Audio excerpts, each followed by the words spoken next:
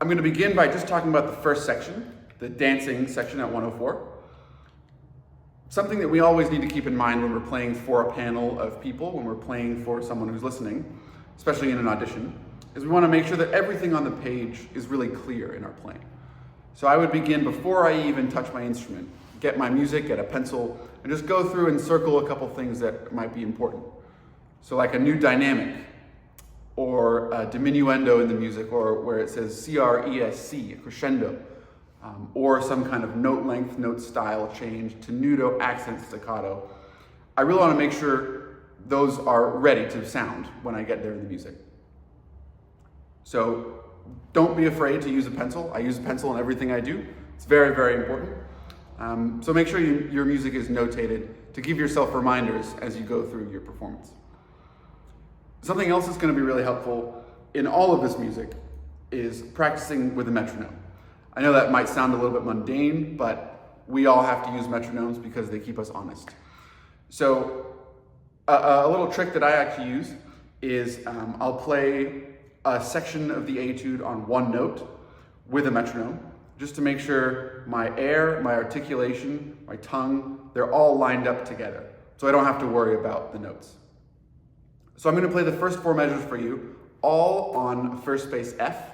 I'm going to do this with a metronome. I'm going to make sure everything sounds like it's ready and like it's accurate. So here's a little metronome.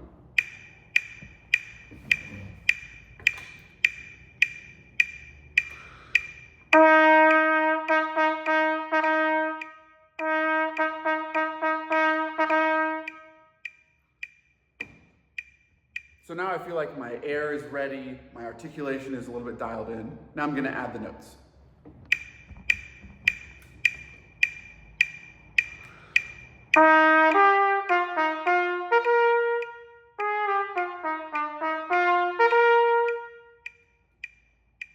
And so on and so forth.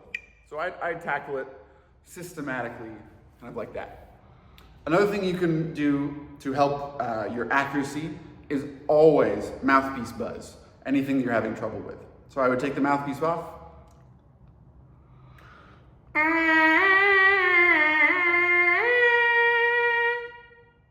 Make sure I can really hear those pitches, because when we take the instrument away from the mouthpiece, it's like taking the training wheels off.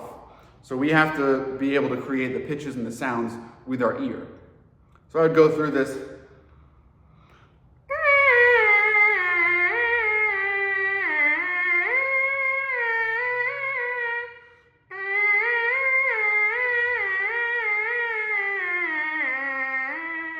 Just to make sure I hear the notes with my ears.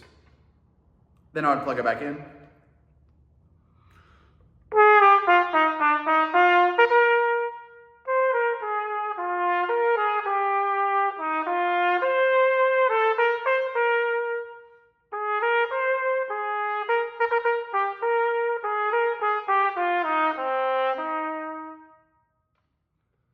And so on through the etude.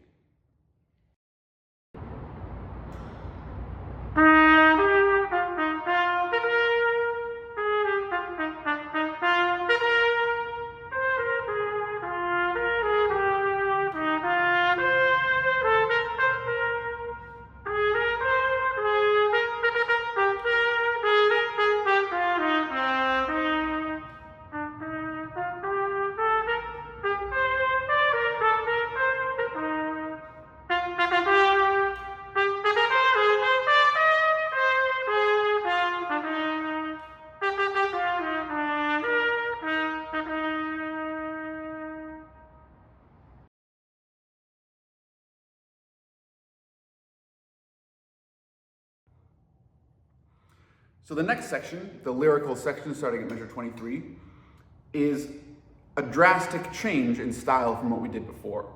So you're really going to want to demonstrate that you can play in a new style. So I would think a lot about lengthening the backs of each note to make sure everything is connected and flowing as you play. So I'm going to demonstrate what it would sound like not to do that.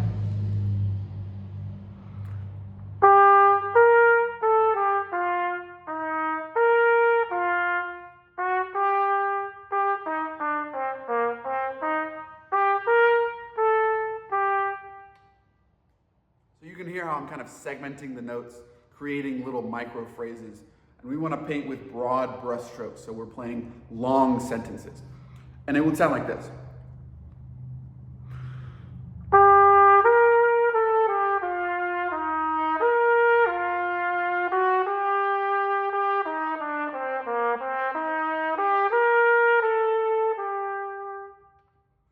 So hopefully you can tell the back of each note is long and connected and open. So I would recommend going through the whole section like that up until measure 36, just to make sure everything is flowing and connected. Something else that's really going to help you is making sure that you buzz this a lot on your mouthpiece. So when I'm practicing, every once in a while I'll just take the mouthpiece out.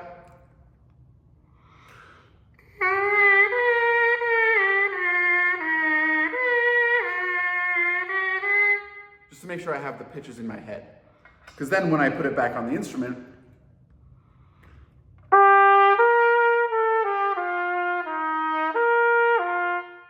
feel a little bit more grounded in my sound, and I feel like I'm ringing the horn and I'm really making the instrument vibrate so that my sound feels lyrical, as it should.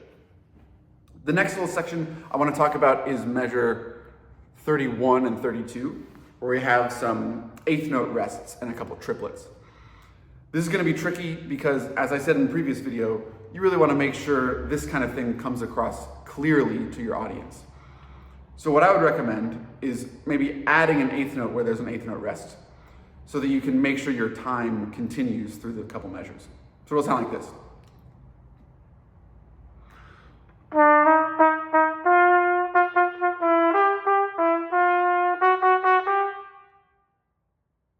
So I've added a repeated eighth note where there's a rest, so that I know kind of the bigger picture. Now I'm going to take that note away and play it as written. And hopefully the rhythm is continuous and uninterrupted.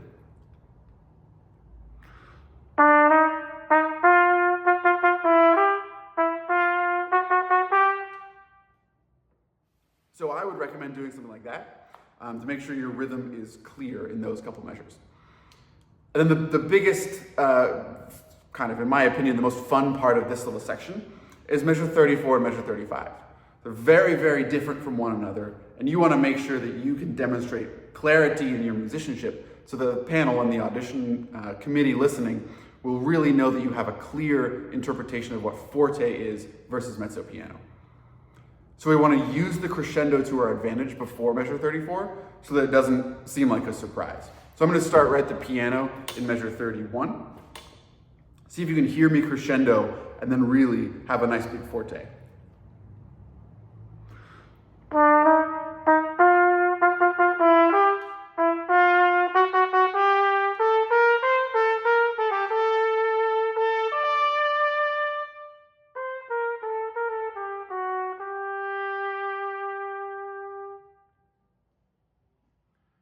So a little tip for you in your practice. After measure 34, one of the most important parts of that measure is the release on beat 1 of measure 35. So make sure you're holding that E all the way to measure 1, and to release a louder note, we just want to think about reversing the air. So we're blowing air through that E, and then all of a sudden, we just take a breath in, so that the end of our sound can ring in the room. So I'm going to demonstrate what it sounds like to clamp down on the back of the note and really create a thuddy sound that isn't very musical.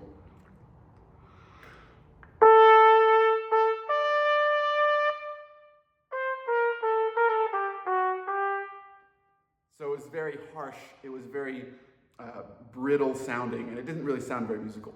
So instead, I'm going to flow through this loud note, and I'm going to reverse the air by taking a quick breath in on the downbeat.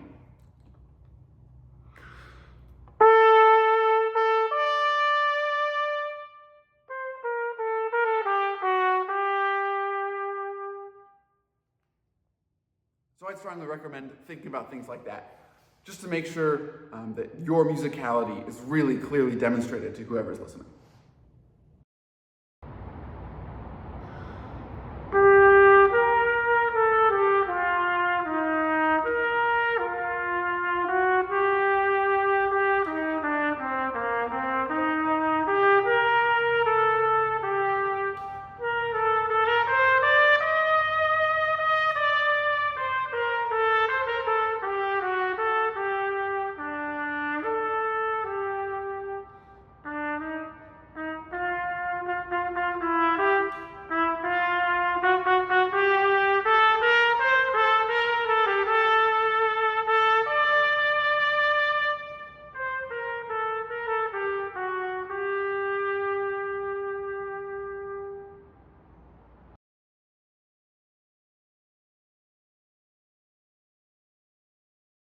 The final section I want to talk about is with zest, 120 beats a minute, starting at measure 37.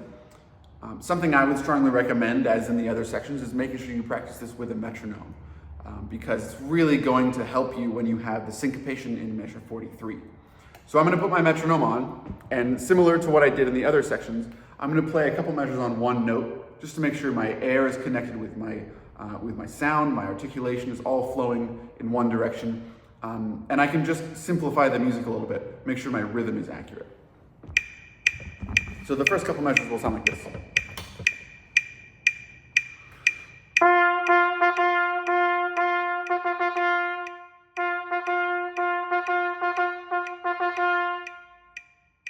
So now I know exactly what the rhythm is. I'm going to add the notes.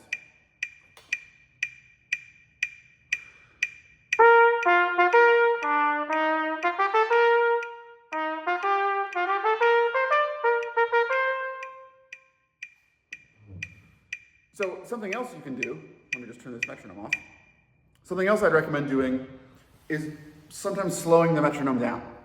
Because 120 is a pretty bright tempo for music like this, especially when we have measure 43, the triplets a couple measures later.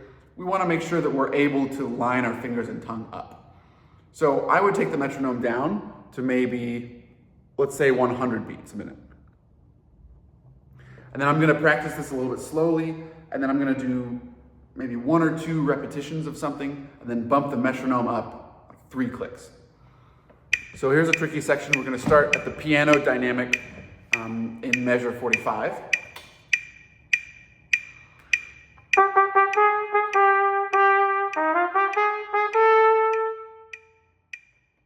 Okay, so I felt okay about that. I'm going to do it again to make sure it's really solid.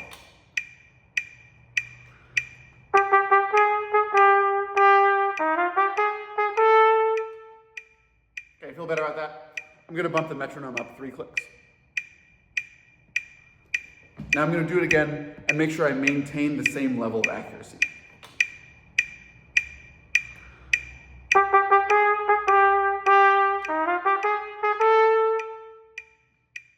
Okay, so I feel okay about that. The staccatos are clear, the pitches are there, the crescendo to mezzo piano is happening, but I want to make sure I nailed the release on the dotted quarter in the end of measure 48. So I'm going to do it again.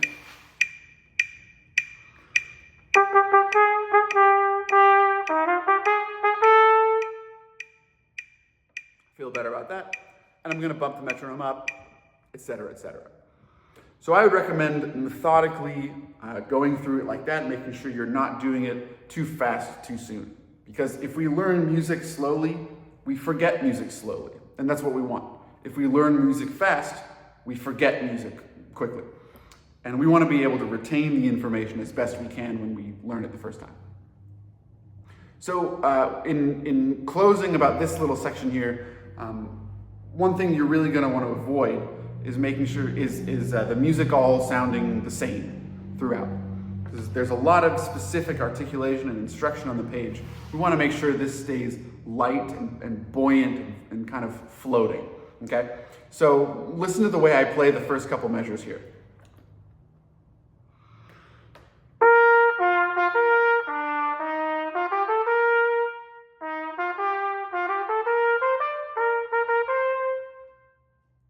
The trumpet playing is there, the rhythm is accurate, the notes are right, but it lacks dynamics, it lacks shape and sound. So I would recommend really bringing out any kind of accent or dynamic and making sure it's clear on the page.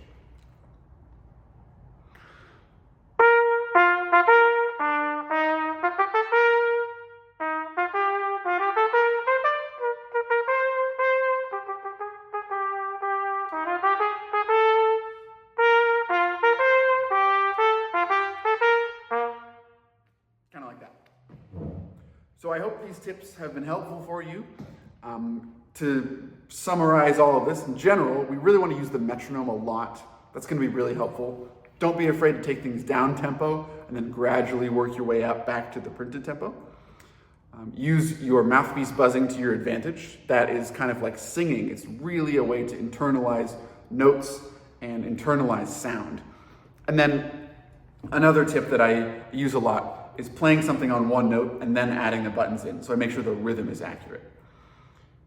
So happy practicing. I hope this has been helpful for you, and I wish you nothing but the very best of luck.